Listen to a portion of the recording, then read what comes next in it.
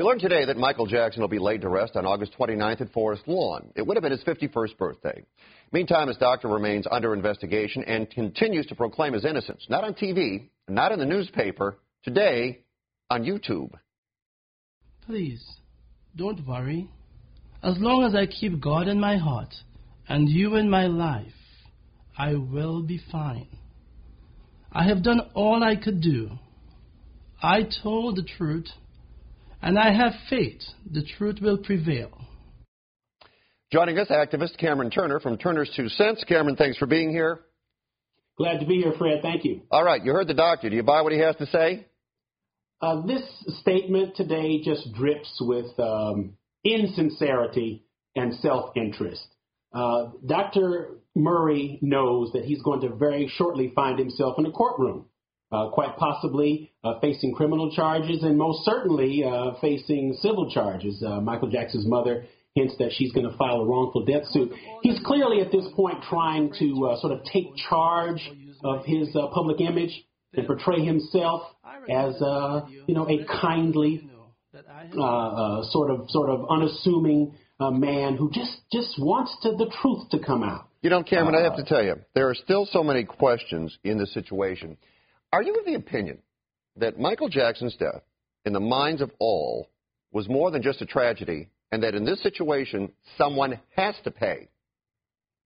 I think there were a lot of fans who, even before any of us heard Dr. Murray's name, had drawn the conclusion that some sort of foul play was at work here. I think to that I would say this.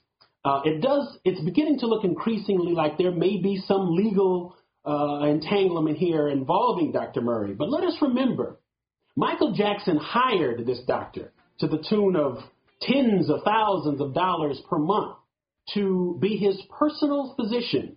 And whatever was going on in that house with the propofol and the oxygen tanks that were found by the investigators, whatever was going on was something that Michael wanted to happen.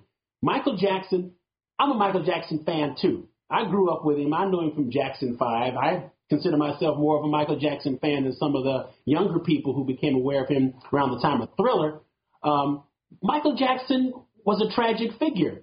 It's pretty clear he was a drug abuser. He was active in his drug abuse. He was not held down and forced to ingest these dangerous chemicals and was somehow. So whatever Dr. Murray may be guilty of, and we'll find out when this thing moves there legally, Michael Jackson was a full participant, an active participant in his own destruction. And that's something that the fans need to bear in mind. All right.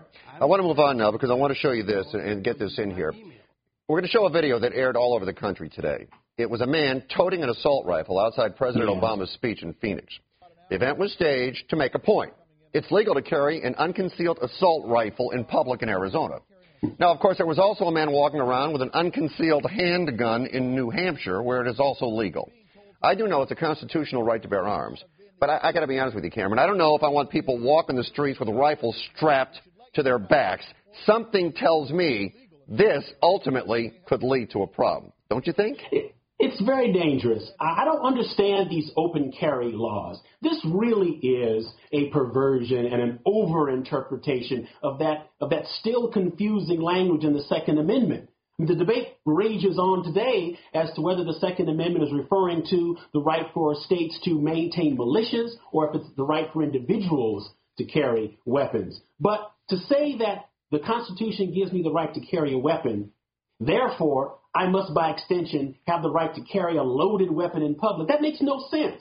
It's kind of ironic also, Fred, that this latest event took place in Arizona, way back in the Wild West days, when Wyatt Earp was the law in Tombstone, Arizona. He imposed gun control. And to this day, most of our law enforcement favor the regulation and the control and the limits on public access to weapons. There is no purpose served by walking around in a crowded environment with a weapon, particularly in the hands of a civilian who is untrained, and despite whatever physical training one has received, we haven't received the psychological preparation that law enforcement officers have to carry guns. Cameron, I got to say something. I agree with you 100%, and you were terrific tonight. We appreciate you doing it. We'll talk to you again soon. Thanks. Fred, thanks a million. Okay. Look forward to it. All right.